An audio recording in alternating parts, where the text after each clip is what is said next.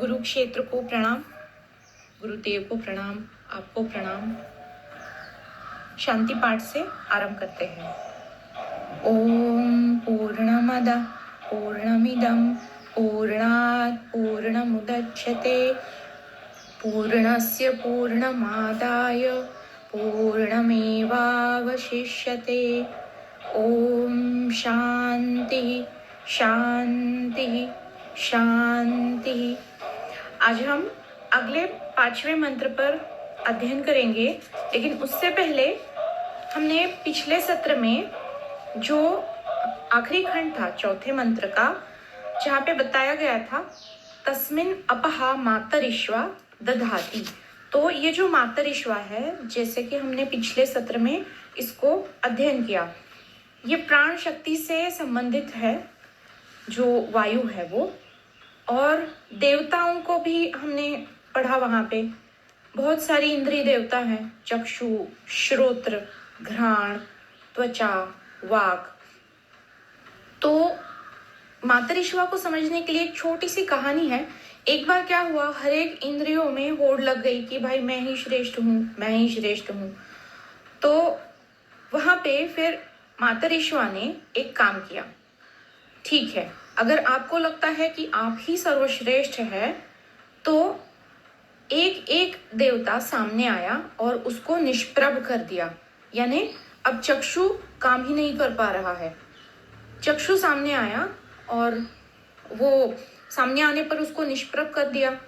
तो वो जो देह जिस पर ये चक्षु अपने श्रेष्ठता की होड़ लगाए बैठी थी, तो वो निष्प्रभ होने से वो देख नहीं पाए, वो देह जो थी।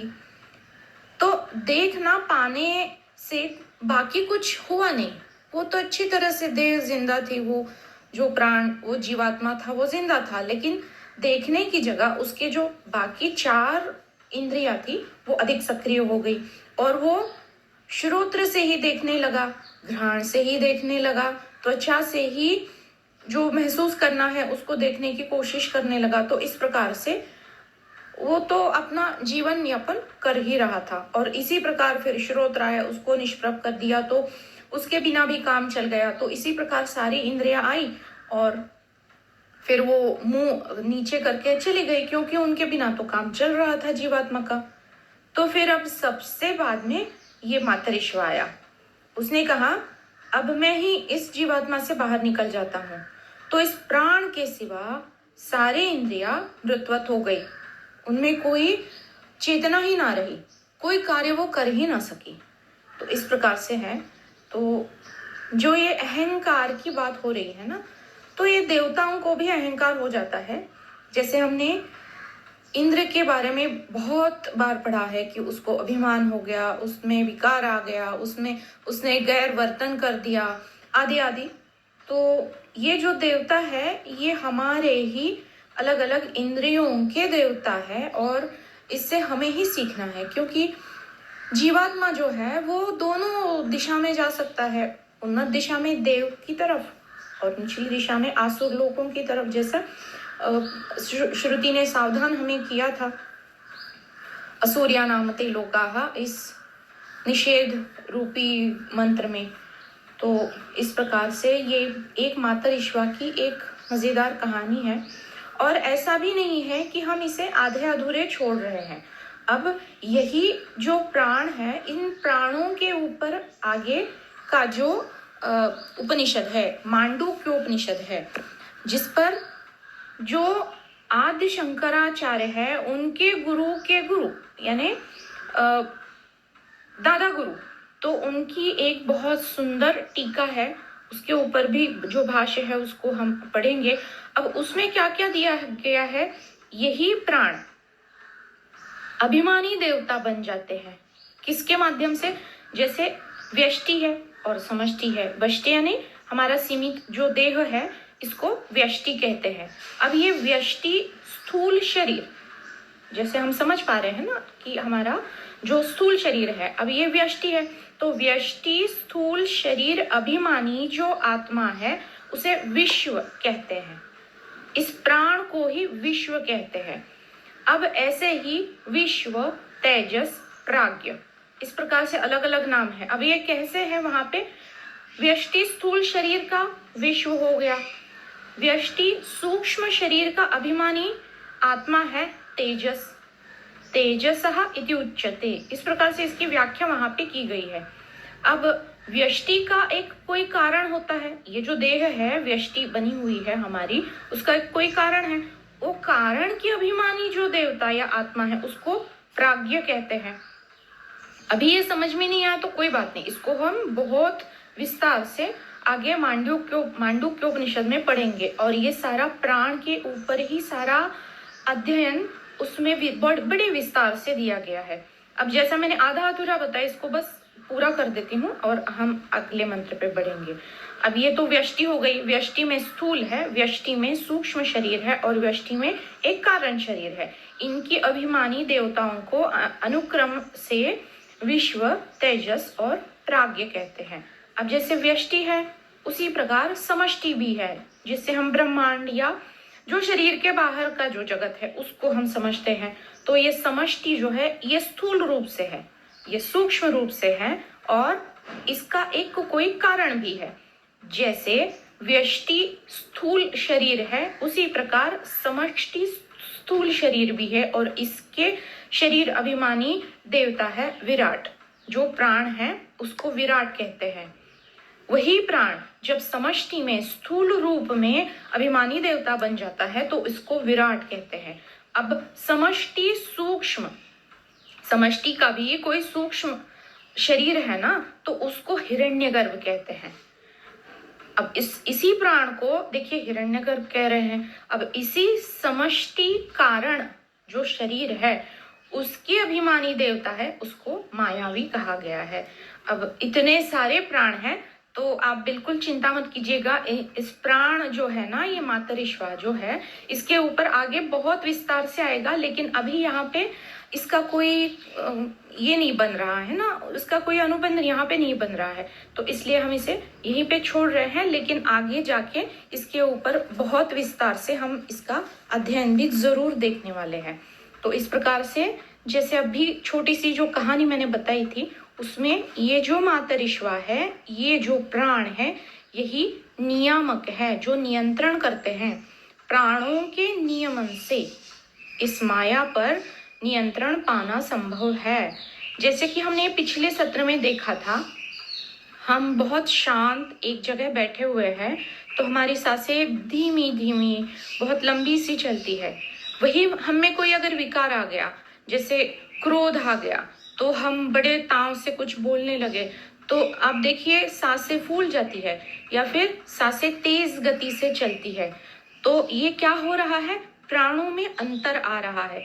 जब इन प्राणों में नियमन किया जाए तो ये जो समष्टि कारण की जो शरीर अभिमानी देवता है, जिसे मायावी की उच्चते कहा गया है वहां पे, तो इसके ऊपर नियंत्रण पाना संभव है। इसलिए प्राणायाम का बहुत महत्व है। बस अभी के लिए बस इतना बता देती हूँ। अब आगे चल के हम जो 5वां मंत्र है इस पर अध्ययन शुरू करते हैं। तो ये जो मंत्र है इसको मैंने ग्रुप में भी डाल दिया है ताकि मैं जो भी बता रही हूँ उस शब्दों के अर्थ आपको अच्छे से समझ आ जाए। मंत्र एक बार मैं पढ़ देती हूँ, और अब इसी मंत्र में तदेजति जो शब्द है ना, संस्कृत में इसका अन्वय बन जाता है, यानी एक ही शब्द को 2 छोटे छोटे शब्दों में विभाग कर देते हैं। तदेजति का अन्वय होगा तत् एजति, इस प्रकार से इसे हम आगे देखेंगे। एक बार इस मंत्र को पढ़ देते हैं। तदेजति तन्नेजति तद्दूरे तदु अंतिके तद अंतरस्य सर्वस्य तदु सर्वस्यास्य बाह्यतः। अब एक बार इसका सरल अर्थ जो है, जो ईशादी उपनिषद इस पुस्तक में दिया गया है, तो इसको भी पढ़ देते हैं। आज तो ये पूरा हो ही जाएगा क्योंकि इसका बहुत सारा हमने जो अध्ययन पहले ही मंत्र में किया गया है। अब इसी का थोड़ा विस्तार या अलग दृष्टिकोण से इस 5वें मंत्र में बताया गया है, और ये वेद का बहुत प्रसिद्ध मंत्र है। तो इसको बहुत जगह इस्तेमाल किया जाता है समझाने के लिए, या इसी का बहुत जगह क्या कहते हैं उसका रेफरेंस, जो संदर्भ जो होता है, तो इस मंत्र का बहुत जगह दिया जाता है। इसलिए ये बहुत महत्वपूर्ण मंत्र है और इसको समझने के लिए चौथे को समझना बहुत जरूरी था। इसलिए हमने एक एक खंड लेकर इसको बहुत आराम से इसको समझा है। तो अब ये पांचवा मंत्र है। इसमें जो पहला खंड है वो है तत् एजति तत् न एजति। तत् यानी वह, एजति चलता है, कंपित होता है, तत् न एजति वह चलता भी नहीं है और उसमें कंपन नहीं है। यानी क्या? अब देखिए, ठीक है, इसको बाद में एक बार फिर मैं इसे पढ़ देती हूँ। तत् दूरे, वह दूर भी है, दूर से भी दूर है। तत् वो अंतिके, वह अत्यंत समीप भी है। तत् अस्य सर्वस्य, तत् यानी वह, अस्य मतलब इस, सर्वस्य समस्त जगत के, अंतः भीतर भूर्ण रूप से है, और तत् अस्य सर्वस्य वह इस समस्त जगत के बाह्यतः बाहर भी है। अब सरल रूप से इस मंत्र की व्याख्या को एक बार देख लेते हैं ताकि एक बर्ड्स आई व्यू की तरह हम इसको समझ पाए और फिर इसका अध्ययन थोड़ा डिटेल में देखेंगे आज। वह तत्व, ईशन आत्मा परमेश्वर, वह चलता भी है और नहीं भी चलता। एक ही काल में परस्पर विरोधी भाव, गुण तथा क्रिया जिसमें रह सकती है, वह ही यह परमेश्वर तत्व है। यह उसकी अचिंत्य शक्ति की महिमा है। दूसरे प्रकार से यह भी कहा जा सकता है कि भगवान जो अपने दिव्य परम धाम में और लीला धाम में अपने प्रिय भक्तों को सुख पहुंचाने के लिए अप्राकृत रूप से सगुण साकार रूप में प्रकट रहकर लीला करते हैं। जैसे हमने कृष्ण भगवान की लीला को बहुत सबने कहानियों में पढ़ा है कि वो अपने पत्नी के साथ भी है और सारे गोपियों के साथ भी रासलीला कर रहा है। मतलब वो एक जगह है और सबके साथ भी है। तो इसके पीछे यही भाव है कि वो स्थिर भी है और वो चंचल भी है, उसमें गमन भी है, वो चलता भी है लेकिन वो स्थिर है। सारे रूपों में प्रकट रहकर वो लीला करता है, यह उसका चलना है, क्योंकि वो हर जगह है। चलना मतलब जैसे हम चलते हैं सीमित देह के माध्यम से, उस प्रकार से चलना ना देखते हुए तत्व में सर्वगतता को हम देखते हैं। और निर्गुण रूप से जो सदा सर्वथा अचल स्थित है, यह उसका न चलना भी है, क्योंकि अगर वो कण कण में है, रोम रोम में है, तो अस्तित्व के हर स्थान पर, हर बिंदु पर, हर कण में, हर काल में वो पहले से ही मौजूद है। इस प्रकार वह तत्व श्रद्धा प्रेम रहित मनुष्यों को कभी दर्शन नहीं देते। अगर किसी के मन में श्रद्धा या प्रेम है नहीं कि भाई कण कण में ईश्वर का वास है, ईशन तत्व है, तो ऐसी मान्यता लेकर चलने वाले जो लोग हैं, या फिर आसुरी प्रकृति के या तमस के अंधकार से आवृत जो लोग हैं, उनको इस तत्व के कभी दर्शन नहीं होते। अतः उनके लिए यह दूर से भी दूर है। और जो श्रद्धा से पुकारते हैं, खोजते हैं, देखते हैं, उन्हीं प्रेमी जनों के सामने चाहे जहां भी वो हो, उसी क्षण यह तत्व प्रकट होने की उसमें पूरी संभावना है। माया में अनंत संभावना है, उनमें से ये भी एक है। और ऐसे भक्त, साधक या आर्त जिज्ञासुओं के लिए यह तत्व समीप से समीप है। इसके अतिरिक्त वह सदा सर्वत्र परिपूर्ण है, इसलिए वह दूर से भी दूर है ही और समीप से भी समीप वो ही है। क्योंकि कोई ऐसा स्थान है ही नहीं जहां वो नहीं हो। हमने तो इसको ज्ञान मार्ग में पढ़ा ही है। कोई स्थान अस्तित्व के बाहर हो ही नहीं सकता, सब कुछ अस्तित्व में ही है। सबके अंतर्यामी होने के कारण भी वह अत्यंत समीप है। लेकिन जो अज्ञानी लोग उन्हें यानी इस तत्व को इस रूप में नहीं पहचानते, उनके लिए यह तत्व बहुत दूर है। वस्तुतः वह इस समस्त जगत के परम आधार है। कौन? ईशान तत्व या परमेश्वर, परमात्मा, यही सब जगत का आधार है और परम कारण भी वही है। इसीलिए बाहर भीतर सभी जगह वही परिपूर्ण रूप से विद्यमान भी है। अब ये तो हो गया एक संक्षेप में इस श्लोक का एक संक्षिप्त रूप में अर्थ या फिर समझना हो गया। अब देखते हैं तत् एजति तत् न एजति।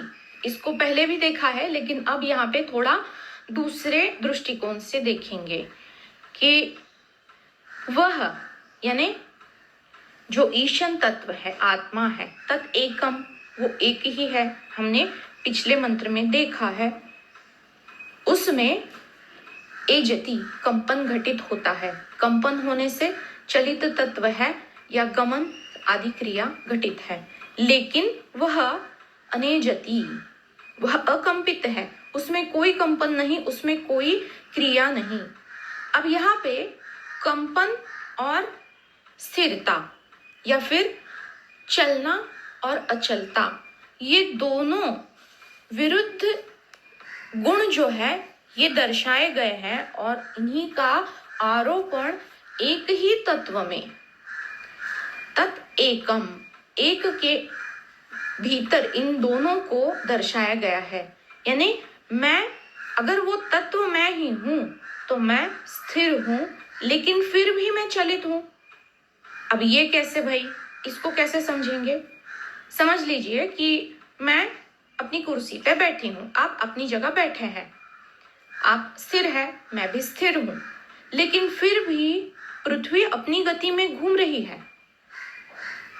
तो ये गति हमें दिख नहीं रही है, लेकिन फिर भी मैं स्थिर होते हुए भी एक गति में गतिमान हूं, या फिर ये जो कंपन है वो घटित अपने आप हो रहा है, हालांकि मैं स्थिर हूं।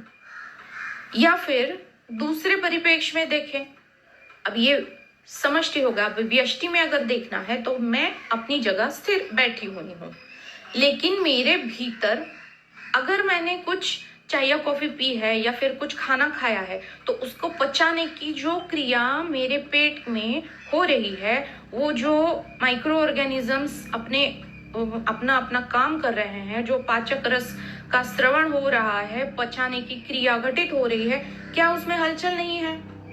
वो सारी पेशियां क्रियाशील है। मैं स्थिर बैठी हूँ, लेकिन मैं स्थिर होते हुए भी मेरे भीतर अलग अलग पेशियां या फिर जो भी रक्त का, रुधिर का बहना, ये हलचल तो है। अब पृथ्वी स्थिर है ऐसा हमें लगता है, भास हो रहा है, लेकिन पृथ्वी में भी दो गतियां है ना। एक गति तो पृथ्वी अपने ही कक्ष के इर्द गिर्द घूमती है, और दूसरी गति है वो सूर्य के आजू बाजू में ये परिक्रमा करती है। तो ऐसे दो गतियां हैं। अगर हम बैठे हुए हैं एक जगह पे, तो ये समष्टि की भी दो गतियां हैं, जहां पे स्थिर होते हुए भी गतिमानता का हम अनुभव को हम समझ सकते हैं। हालांकि वो अनुभूति में नहीं है, लेकिन वैज्ञानिक दृष्टिकोण से हम इसको समझ सकते हैं।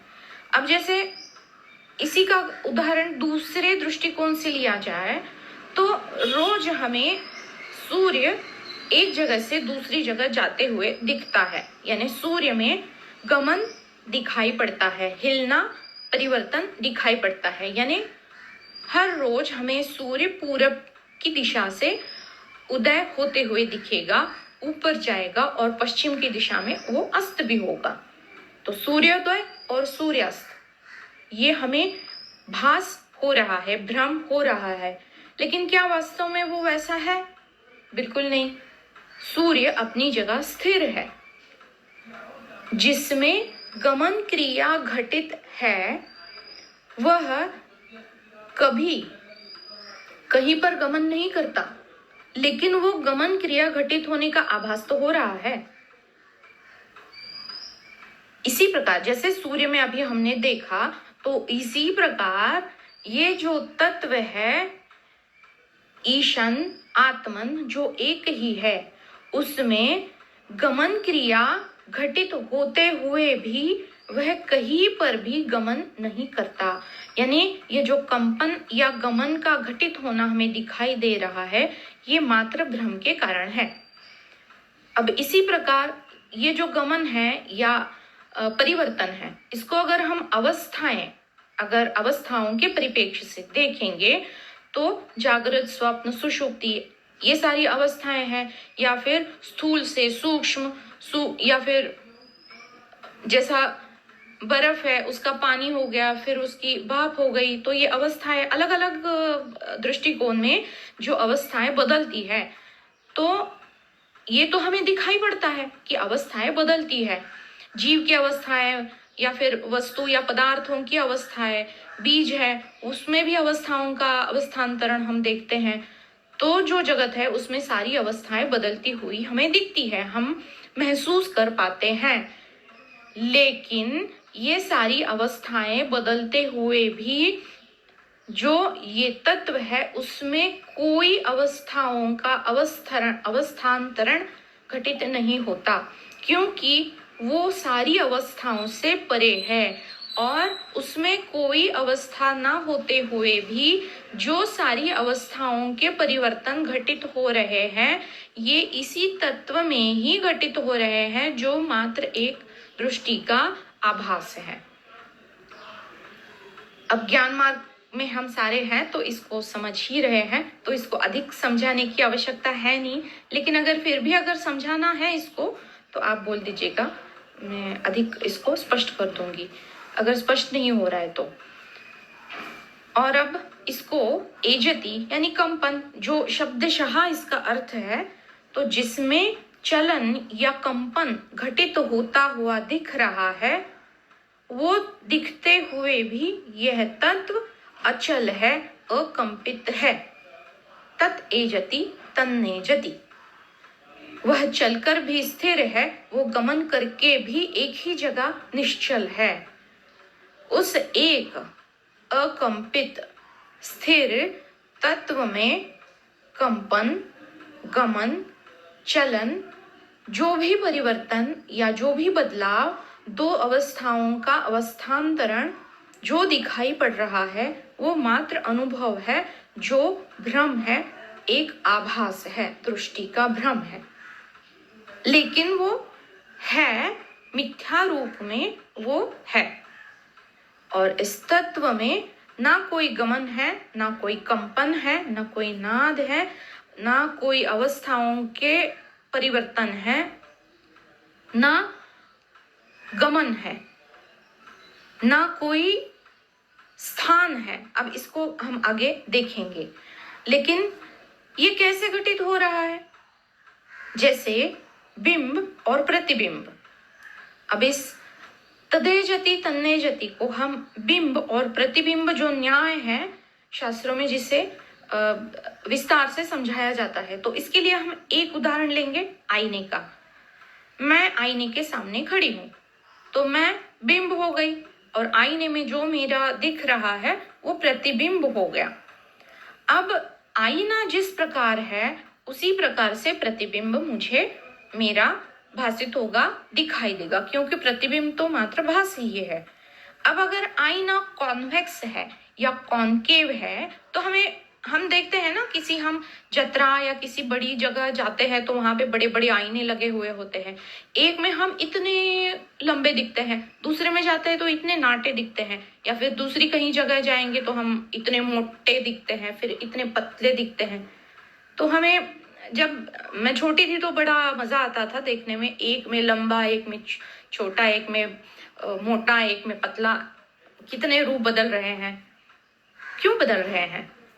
क्योंकि वो जो आईना है उसमें विकार आ गया, यानी जो माध्यम है उसमें अगर कोई भी बदलाव या विकार आ गया तो प्रतिबिंब जो है उसमें बदलाव दिखाई देगा, लेकिन जो बिंब है उसमें कोई परिवर्तन नहीं।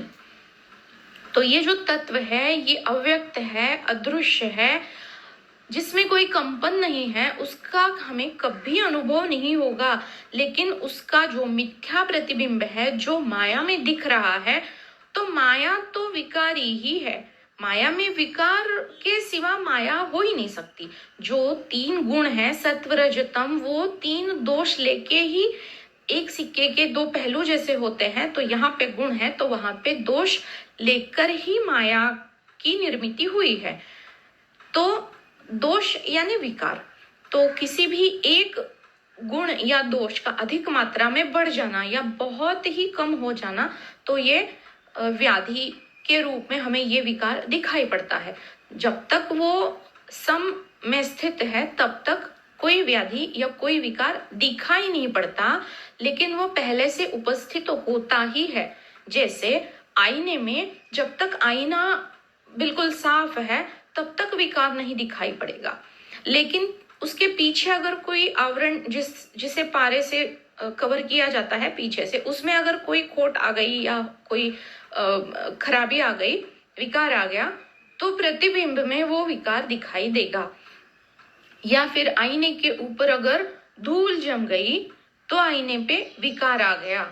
अब धूल है तो प्रतिबिंब स्पष्ट दिखाई देगा, लेकिन प्रतिबिंब अगर स्पष्ट दिखाई दे रहा है तो क्या बिंब स्पष्ट हो गया? नहीं, बिंब में कोई हलचल नहीं, उसमें कोई कंपन नहीं, कोई गमन नहीं, वो जस का तस वैसा ही है। लेकिन जो माध्यम है उस माध्यम में माया के कारण विकार होना स्वाभाविक है, क्योंकि विकार सहित ही माया की उत्पत्ति हुई है। अब वो विकार सम में स्थित होने के कारण दिखाई भले ना पड़े, लेकिन वो पहले से मौजूद है, इसलिए वो विकारवश दिखाई नहीं देते। लेकिन जो बिंब है यानी जो मैं हूं वो अचल है, वो अविकारी है, उसमें कभी कोई विकार नहीं होता, वो संभव ही नहीं है, क्योंकि उसमें कोई कंपन नहीं है, वो एक ही है। और मेरा प्रतिबिंब, अब जैसे माया में ये विकार क्यों आ जाते हैं? उपाधि के कारण। अनेकों उपाधि है ना, जैसे अनेक नाम, घर पे कोई किसी दूसरे नाम से छोटू, पिंटू, चिंटू नाम से बुलाता है, और उसी को बाहर जब वो ऑफिस में या बाहर समाज में घूमता है तो भाई कोई विकास या फिर और किसी नाम से जाना जाता है। नाम बदल गया, लेकिन क्या वो व्यक्ति बदला? नहीं, वो वैसा ही है, उपाधि बदल गई। जैसे कोई एक स्त्री है, वो घर पे माँ है तो मायके जाएगी तो बहन है, बेटी है, ऑफिस में जाएगी तो कहीं पे बॉस है, तो उसके रोल्स भी बदल गए, उसके नाते भी बदल गए, लेकिन क्या वो बदल गई? वो वही है। उपाधि में बदलाव आएगा, उपाधि में विकार ही बोल सकते हैं, क्योंकि बदलाव यानी परिवर्तन, जो विकार ही है। तो उपाधि में ये बदलाव, विकार संभव है, वो हो ही जाता है। और उपाधि के कारण प्रतिबिंब में हलचल या कंपन या गमन या विकार दिखाई पड़ते हैं। तो जो हमें दिखाई दे रहा है वो मात्र प्रतिबिंब है, जिसमें हम सब कुछ देख रहे हैं, कंपन, गमन, बदलाव, परिवर्तन, अनित्यता, नश्वरता या विकारीपना। जो तत्व है तत् एजति और तत् न एजति।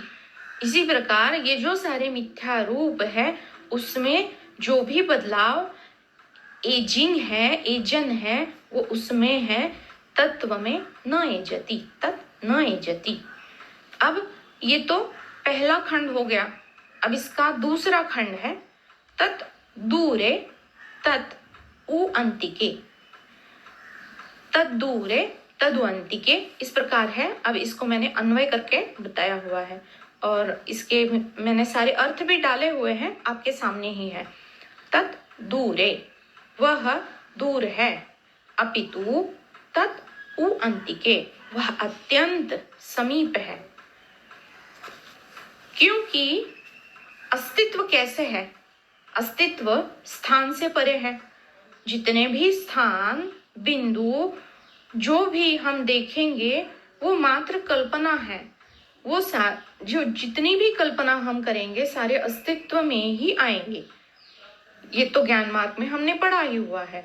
तो ये जो स्थान है या बिंदुएं हैं, इनकी मात्र कल्पना की गई है, इसलिए अंदर या बाहर ये भेद है ही नहीं, क्योंकि वो मात्र कल्पना है। तो कल्पना हम अंदर की करें या बाहर की करें, ये हमारे संकल्प के ऊपर है। जैसा संकल्प वैसी कल्पना, और जैसा संकल्प वैसे सिद्धि, वैसा ही दिखाई भी देगा।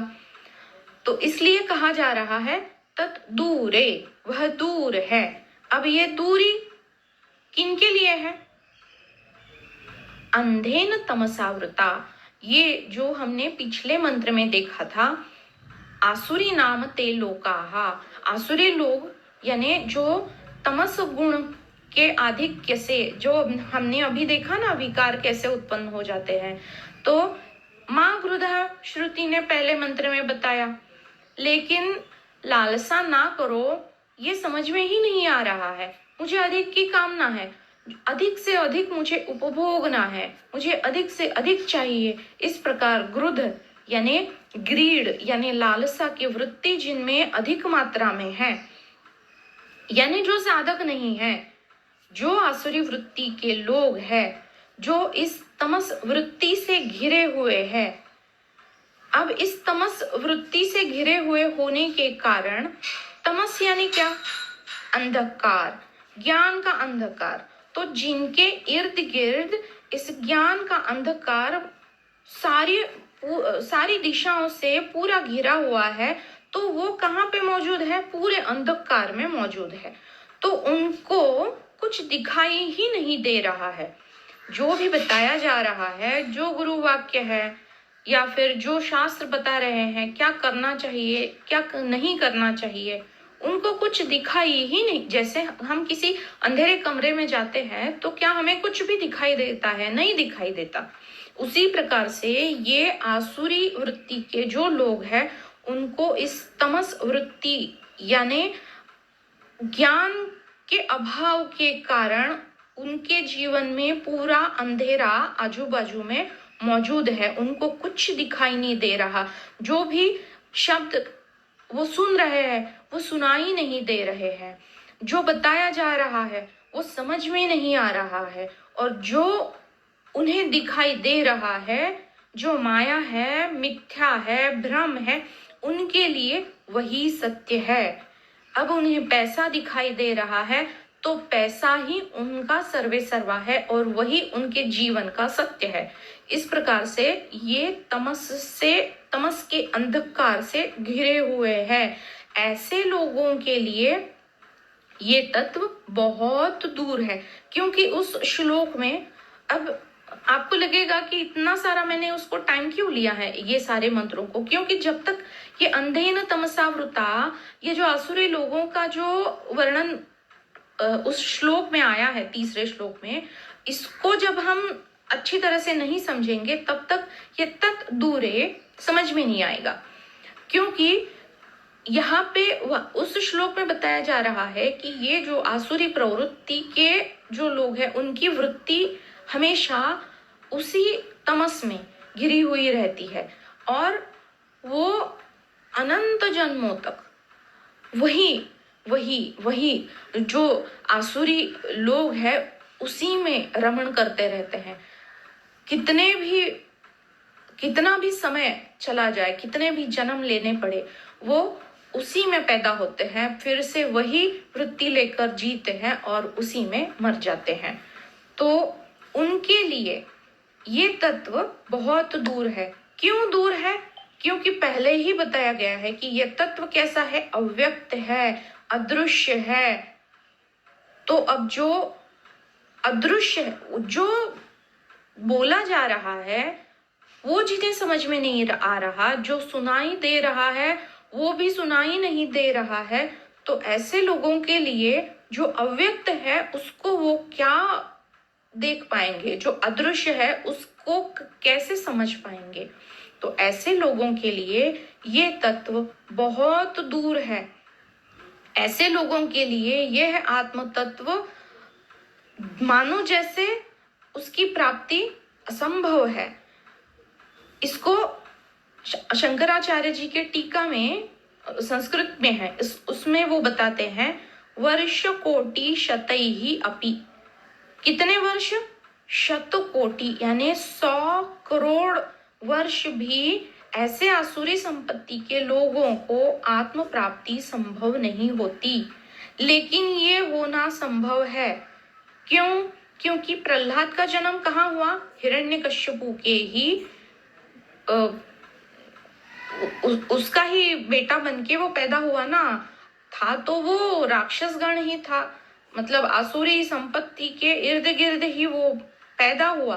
लेकिन फिर भी जिसे जिज्ञासा है, जिसे साधक बनना है, जिसे शिष्य बनना है, तो वो कहीं भी पैदा हो, उसके लिए ये बिल्कुल तत्अंतिके, उसके लिए वह अत्यंत समीप है ये तत्व। लेकिन जो आसुरी संपत्ति के लोग हैं उनके लिए मात्र असंभव है इस तत्व की प्राप्ति। क्यों? उसके पीछे कारण है लोभी वृत्ति। महागुरुदा बताया गया, लेकिन ये गृद्धता जाती ही नहीं। अधिक की चाहत है, मुझे चाहिए, अधिक मात्रा में चाहिए, उसे उसके पास वो है तो मुझे भी चाहिए, सब कुछ मुझे इसी जन्म में उपभोग करना है।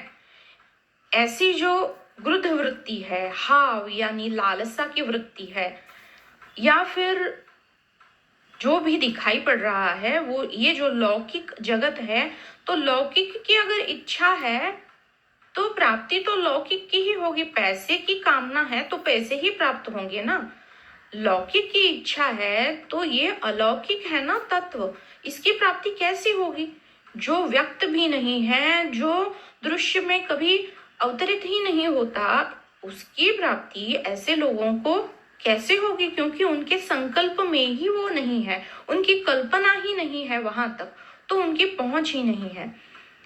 भौतिकता में, लौकिक इच्छाओं में जो जकड़े हुए हैं, उनको ये जो परालौकिक या पराभौतिक तत्व है उसकी प्राप्ति कैसे होगी? ये जो गृध या फिर लालसा या हाव की वृत्ति से ये लोग सब कुछ मुझे चाहिए, सब कुछ मेरा है, मुझे उपभोगना, ये जो भावना है, ये जो तमस वृत्ति है, इसके कारण वो स्थूलत्व को प्राप्त हो जाते हैं, जड़ हो जाते हैं। और जो जड़ होता है उसको उठाना भी कितना मुश्किल होता है। जैसे कोई बहुत बोझा है, 10-15 किलो की बोरी है, तो उस जड़ कोई भी सामान है उसको उठाना कितना मुश्किल होता है, हमें भी पता है। तो अगर हम खुद ही इतने स्थूल, इतने जड़, तमस से घिरे हुए, ऐसे बस कोई भी चीज जो जड़ है उसको हम पानी में डालेंगे तो वो नीचे जाके चिपक जाएगी। और अगर कोई छोटी सी बॉल है जो बिल्कुल उसका कोई वजन ही नहीं है तो वो तैरेगी। अगर बोझा ढाए हुए है तो निचले ही परत में जाएंगे ना, ऊपर कैसे उठेंगे? उन्नति करनी है तो स्थूलत्व को छोड़ना पड़ेगा। ये जो बोझा, मुझे, मेरा, सब कुछ भोगना है, उपभोगना है, मुझे चाहिए, अपेक्षा है, ये जो इनका बोझा है ये उतारना होगा, हल्का होना पड़ेगा। तभी ना ये जो यात्रा है, ये जो स्थूल से सूक्ष्म के जगत की तरफ की, ये संभव हो पाएगी। जब तक हम छोड़ेंगे नहीं, जब तक हम त्याग की भावना नहीं रखेंगे, तब तक ये कैसे संभव होगा? इसीलिए त्यक्तेन भुंजे था।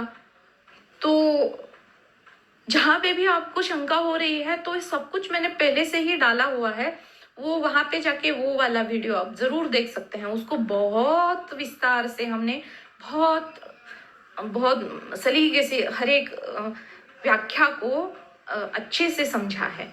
तो अब इसका मैंने केवल इसको एक क्या कहते हैं, इसको फटाफट से एक बार देख लिया है।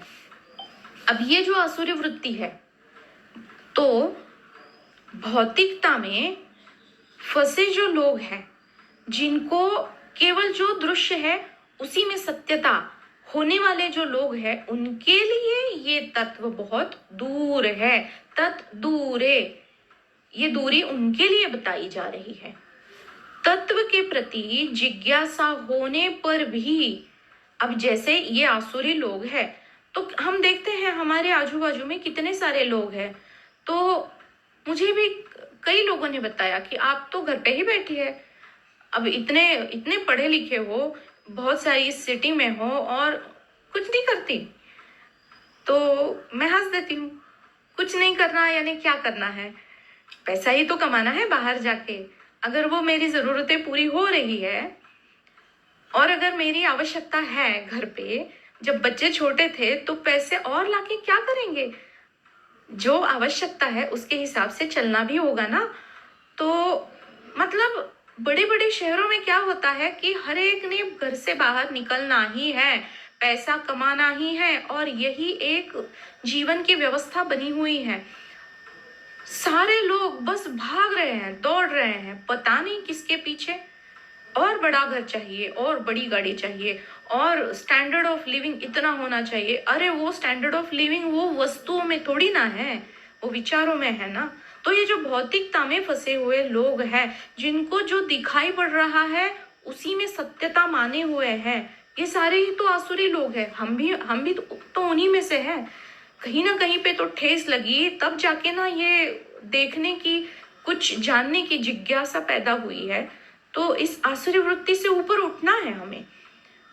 तो अगर किसी को जिज्ञासावश मैं कौन हूं, ये सब क्या है, ये सारे सवाल अगर झिंझो रहे हैं, तो जिज्ञासा ये इस तत्व के प्रति होने पर भी श्रुति बताती है कि 1,00,000 लोगों में से कोई एक ऐसा व्यक्ति होगा जो ज्ञान मार्ग तक पहुंच पाएगा, और ऐसे 1,000 लोगों में से केवल एक ऐसा होगा जिसके ऊपर गुरु कृपावश वो आत्मा में स्थित हो पाएगा। इतना ये दुर्लभ सा योग है, इसलिए इसको कहा जा रहा है तत् दूरे तदंतिके। इतना दूर होते हुए भी वो पास है, यानी पास होते हुए भी वो दूर प्रतीत हो रहा है। ये मात्र प्रतीति है, प्रतीति को हटाने के बाद ये अत्यंत समीप है।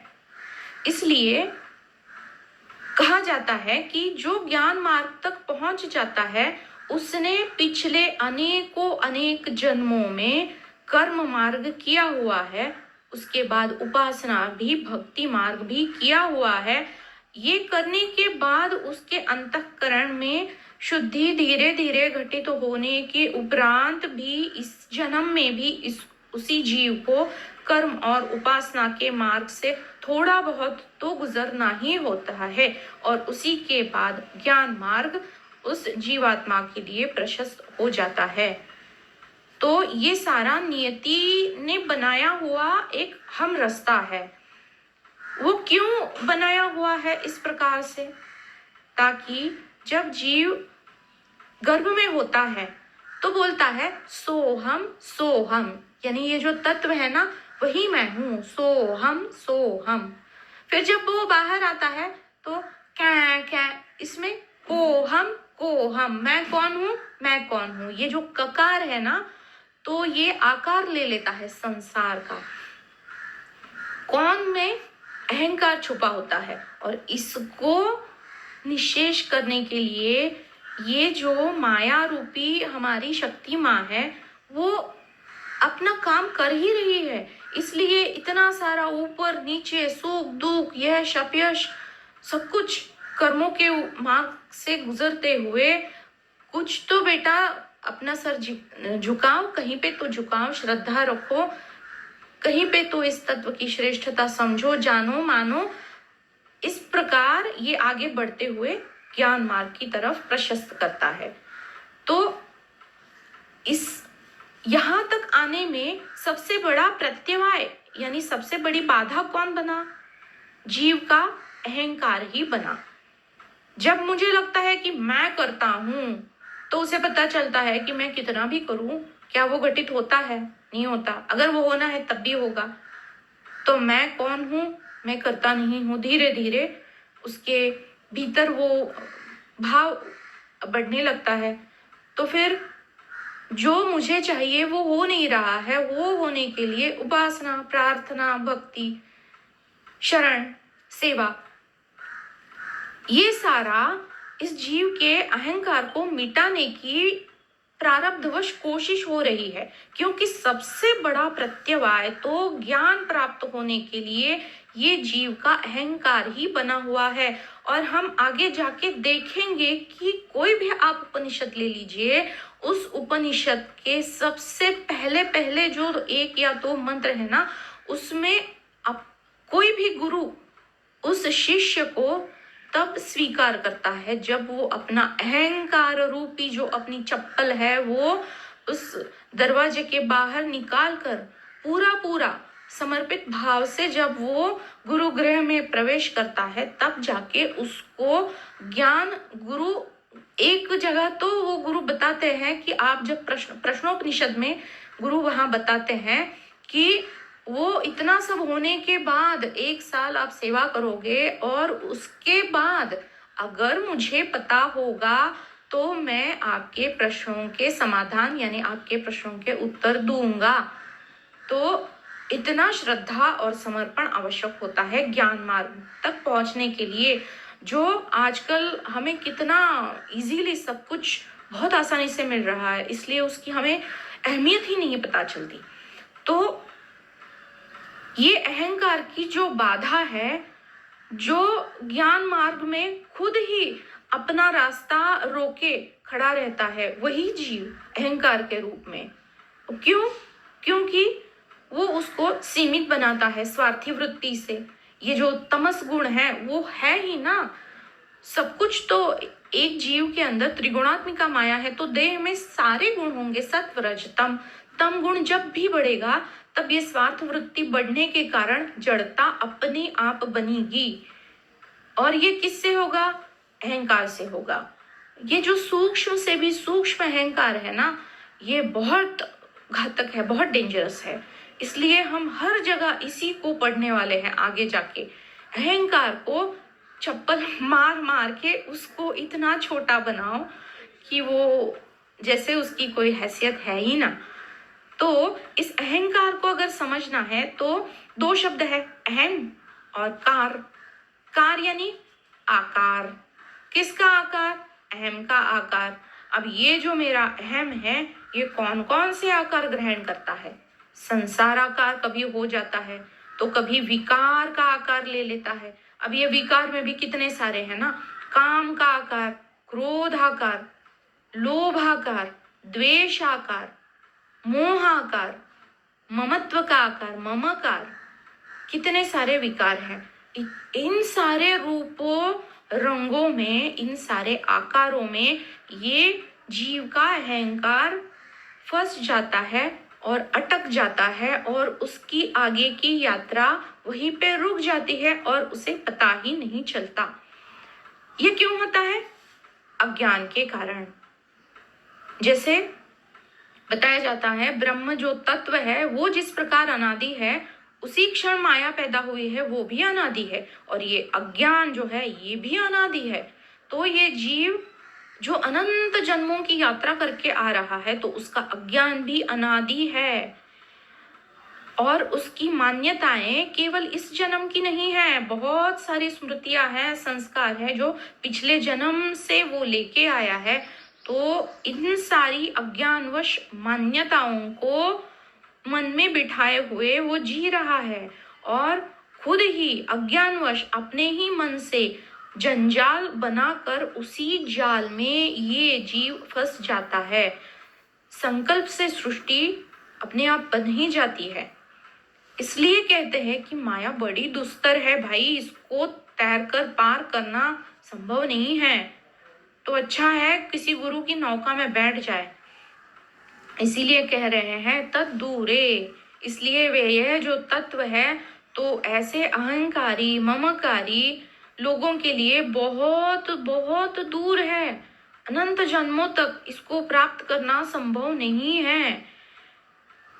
तो ये जो अलग अलग आकार, ये जो विकार के आकार जो ये अहंकार ले लेता है, तो इसको हटाने के लिए ये जो जीवन, ये जो माँ है ना, सृष्टि रूपी माँ, ये अपनी कंबर कसती है, हर क्षण नई नई अनुभूतियां देती है।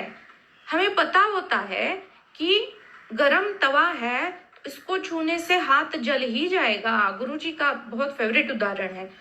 तो फिर भी अज्ञानवश हम फिर से हाथ लगा ही देते हैं। अब जैसे इस तवे का ही उदाहरण लेते हैं।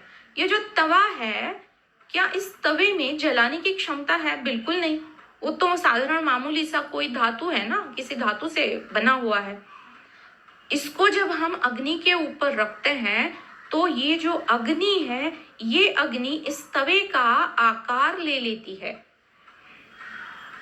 अग्नि में क्षमता है जलाने की, क्या इस तवे में क्षमता है जलाने की? बिल्कुल नहीं। लेकिन ये अग्नि ही तवे का आकार लेकर इस आकारवश हाथ जलना संभव हो जाता है। तो इसी प्रकार से ये जो विकार है, इनका आकार मन के माध्यम से लिया जाता है और इस संसार से हम जल जाते हैं। तो इसे याद रखना पड़ेगा कि ये जो मेरा अहंकार है, ये किसका रूप ले रहा है?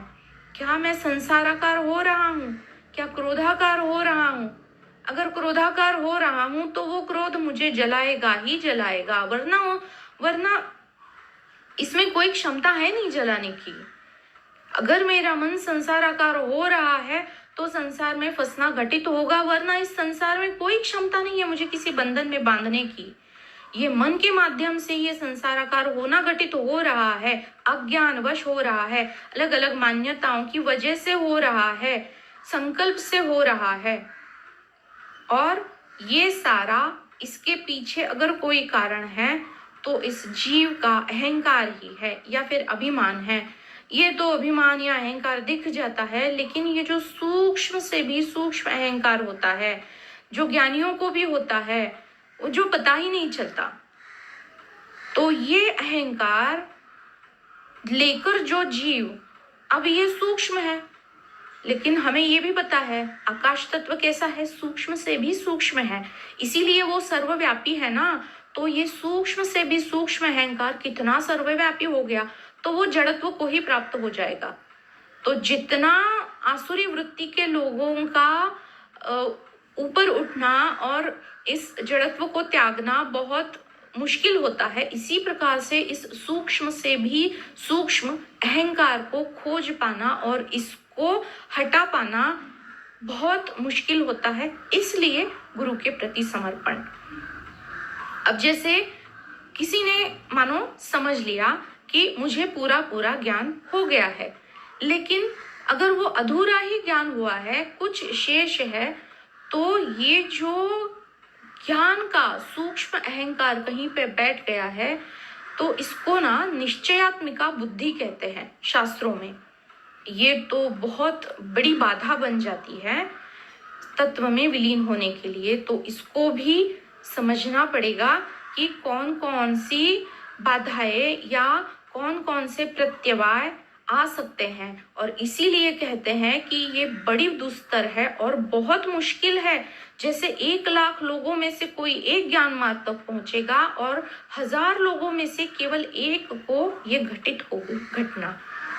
तो ये कृपा के कारण है, क्योंकि जो तत्व है, ईशन तत्व, जो कण कण में वास करता है, जो रोम रोम में है, जो सारे भूतों में है, उसकी अगर कृपा नहीं है, अब वो कृपा कैसे होगी?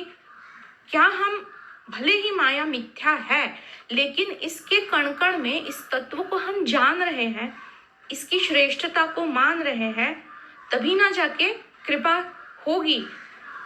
और भगवत कृपा से ही इस माया को तरकर पार करना आसानी से संभव है, वरना ये माया किसी को छोड़ती नहीं है।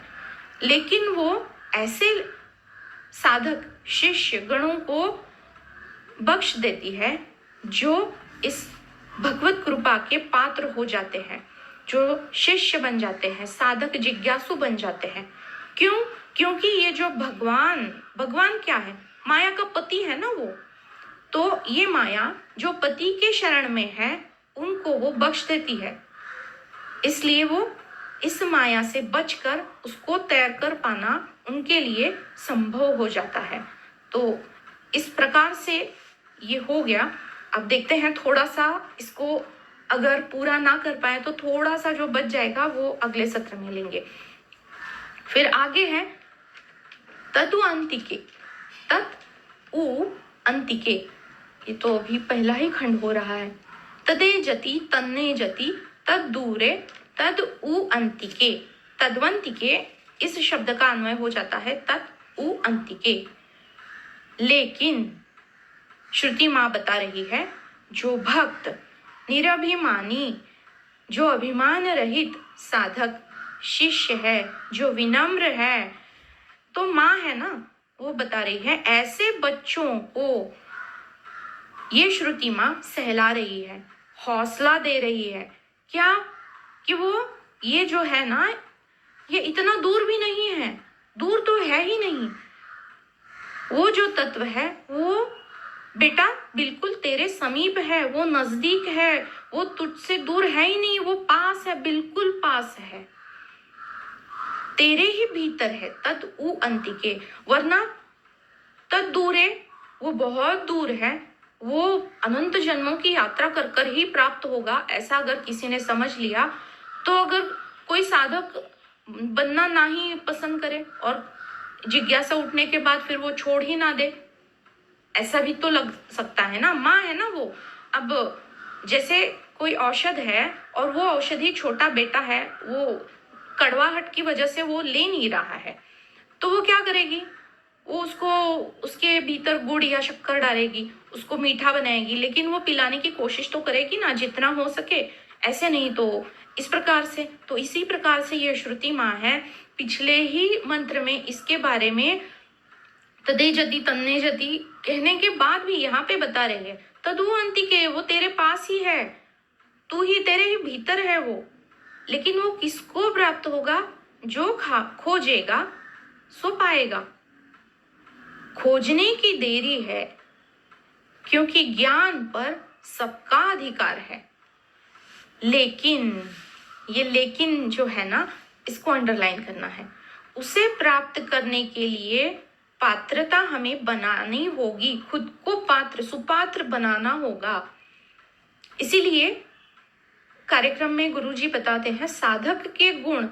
हमें लगता है हाँ ठीक है, इसमें क्या है, इतना बहुत क्या बड़ी बात है।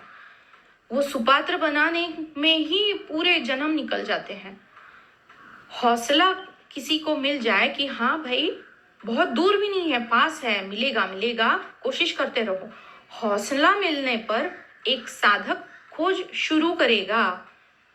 तो अगर ज्ञानी होना है तो खोज शुरू कर दी, कोई बात नहीं।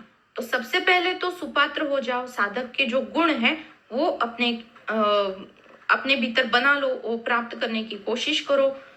और फिर बताए जाते हैं, शास्त्र यही बताते हैं, श्रवण मनन और निधिध्यासन।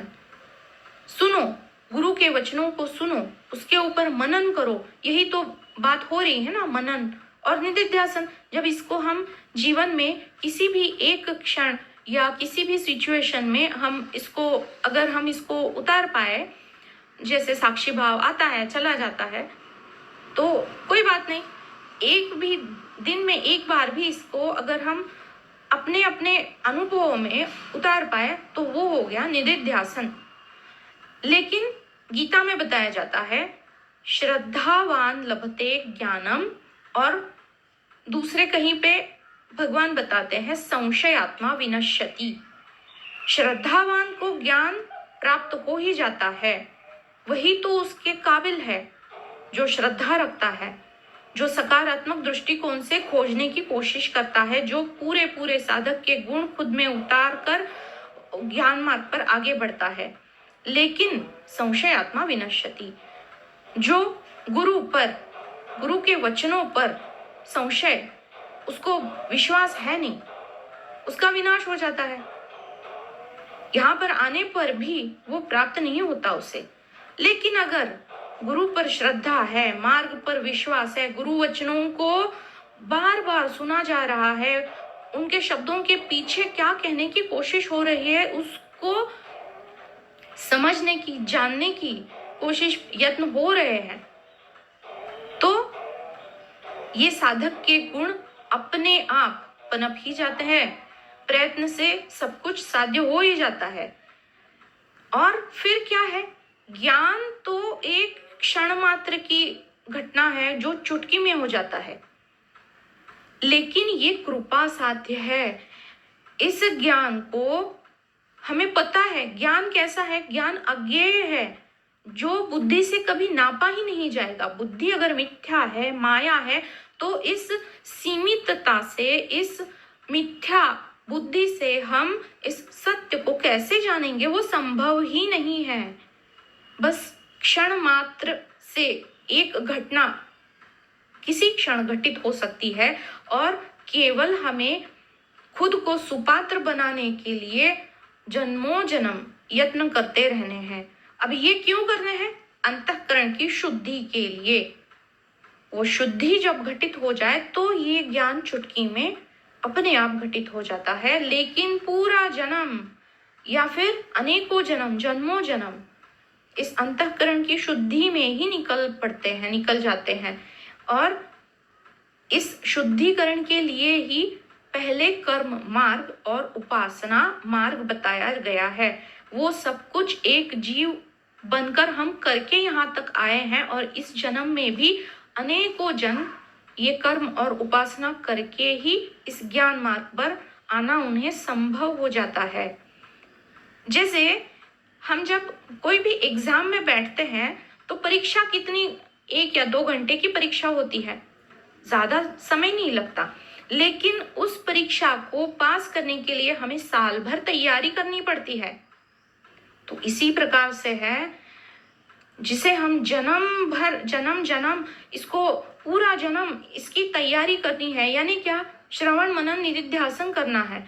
वो जो ज्ञान है वो बस उस चुटकी में एक क्षण भर की घटना है बस। तो हमें तो पता है ज्ञान मार्ग में कि दूर और समीप ये दोनों सापेक्ष है। तत्व कैसा है? निरपेक्ष है। किसी अपेक्षा से वो नापने का मीटर है ही नहीं वहां पे। अंदर और बाहर सब कुछ भ्रम है। तो किसके अंदर और किसके बाहर? अगर घट मानेंगे तो घट के अंदर या घट के बाहर। लेकिन क्या घट की सत्ता है? वो असत है ना, वो तो है ही नहीं, वो प्रतीति मात्र है। तो अंदर और बाहर भी तो भ्रम ही है, क्योंकि जितने भी स्थान हमें दिखाई देंगे वो दृष्टि के कारण हमारी जो दिखाई पड़ रहा है उसमें सत्यता होने के कारण वो हमें दिखाई पड़ रहा है।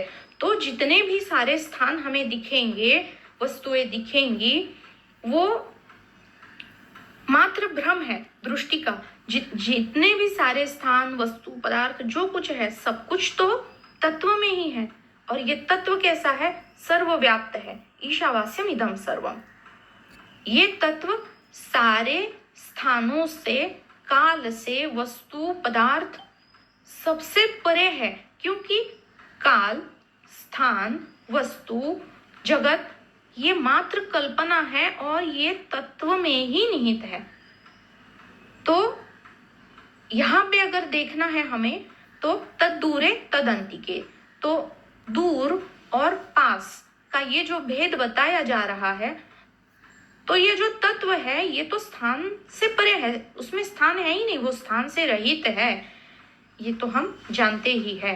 तो जिनकी अपेक्षाएं गिर गई, जिनकी वासनाएं जिनको लोभ ना रहा, जिनकी स्वार्थ बुद्धि नष्ट हो गई या फिर जिनकी सीमित बुद्धि गिर गई, उन लोगों को खुद को इस ज्ञान के लिए सुपात्र बनाना संभव है।